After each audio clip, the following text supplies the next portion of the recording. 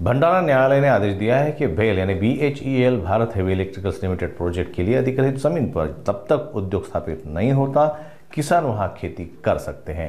इस फैसले से प्रभावित किसानों में खुशी की लहर है। भेल प्रोजेक्ट संघर्ष समिति ने अन्य लंबित मांगों को भी पूरा करने की मांग की।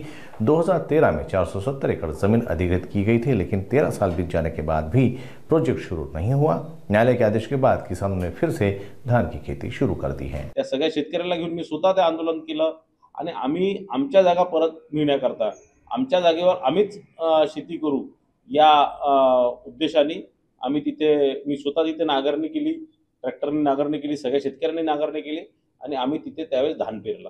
आता मोठ्या प्रमाणात तिथे सगळ्या शेतकऱ्यांना धान आला, पण ते भेल कंपनीचे लोक कोर्टात गेले, पोलीस स्टेशनमध्ये गेले, आम्हाला नोटिसेस आल्या आणि मग कोर्टाने तात्पुरता त्यांना स्टे दिला होता। तो कालच स्टे कोर्टाने वॅकेट केला आणि कोर्टाने म्हटलं आहे की ही जागा शेतकऱ्यांना तुम्ही कुठे नोकऱ्या दिलेल्या जे आश्वासन म्हटलं ते केले नाही आणि म्हणून या शेतकरी जोपर्यंत या इथे उद्योग येत नाही तोपर्यंत हे शेतकरी इथे शेती करू शकतील असा तो निर्णय माननीय न्यायालयाने दिलेला आहे।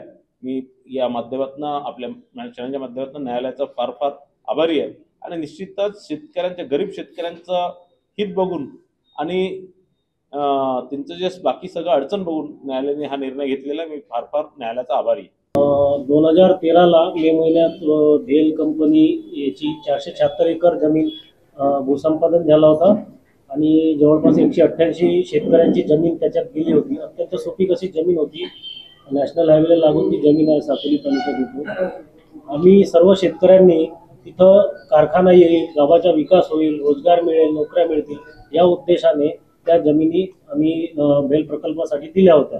परंतु जवळपास आता 2025 म्हणजे 12 वर्ष लोटून गेले, परंतु तिथं काही झाला नाही। मागील आता ह्या 2025च्या जून महिन्याच्या 9 तारखेला आम्ही परिणय फुके साहेबांच्या नेतृत्वात तिथं आपल्या जमिनी हस्तगत केल्या, म्हणजे आम्ही तिथं शेती पेरली आणि त्याच्यात पुष्कळशे शेतकरी आहेत, कोणाची अर्धा एकर, कोणाची 1 एकर जमीन गेली आहे। जे बेरोजगार झाले होते, मजुरी करत होते, आज त्यांना थोडा आर्थिक पाठबळ झाला, त्यांच्या कोणाला 7 खंडी, कोणाला 8 खंडी असे धान झाले। यावर्षी पाऊसही लेट आला, परंतु आता भेल कंपनीने भंडारा कोर्टात तो स्टे ऑर्डर आणला होता आणि त्याच्या जवळपास 15 तारखा झाल्या आणि लवकरच त्याचा निर्णय आमच्या बाजूने झाला। भेल कंपनीचा तो जो स्टे आणला होता तो रिजेक्ट झाला, म्हणजे आता तिथं जोपर्यंत कारखाना कोणता येणार नाही तोपर्यंत आम्ही ते शेतकरी शेती पेरू शकू असाच त्याचा अर्थ आहे। आणि ही सगळी कृपा आदरणीय परिणय फुके साहेबांच्या नेतृत्वामुळे आणि त्यांच्यामुळेच हा शक्य झाला।